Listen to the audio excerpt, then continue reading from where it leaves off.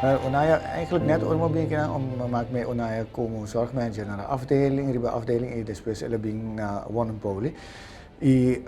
Eigenlijk sempre onaya arriba ka wat interessant ding e herida, cuido de herida. E bora wako eigenlijk onaya voor die tempo e dat ding su passion pa herida, não cu solamente pa herida, pero pa e paciente completo.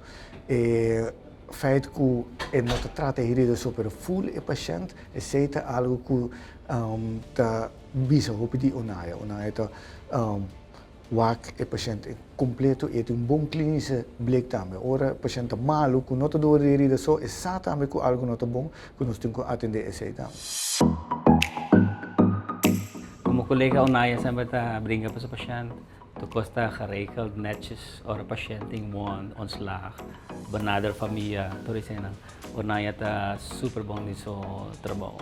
Como manager antes, di leerafdeling tambe, hopi leerling no sa bakaleidingproces no sa ng body Onaya, anto Onaya join Monopoly, tambe ila sige kumis ang passion ko iting pa sa trabaho.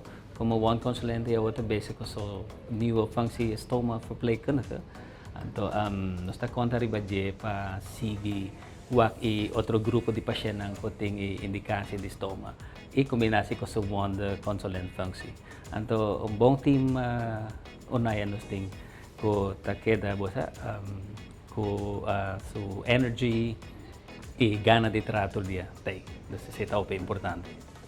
Was echt surprise me. Me notava a sospechar nada, dus hopi, danke bij aprecio. Você sabe como sempre me apreciar você tour. Leuk para o acasta me leren na cabine despetra junto comigo, dus is echt hopi leuk.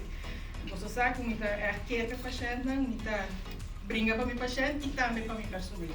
Dus não tá para ancoyama e patiënt só para mi personeel, colega na Dus hopi danke. Wel, eigenlijk nos bise ku undi nos collega nanta by dokter e dus ku emes by yuda arrivo. So na ito trauma tanto about na polykliniek, pero timia ito yuda arrivo tambi. E word ki una ito si stomaverpleging, dus ito stomaverpleegkundige, dus nos bise ku ito mo by hasi algo arriba. Anto asina ku undi e outro colega nang, nos por te arriba te ku honor ku e ora nos para se surprise.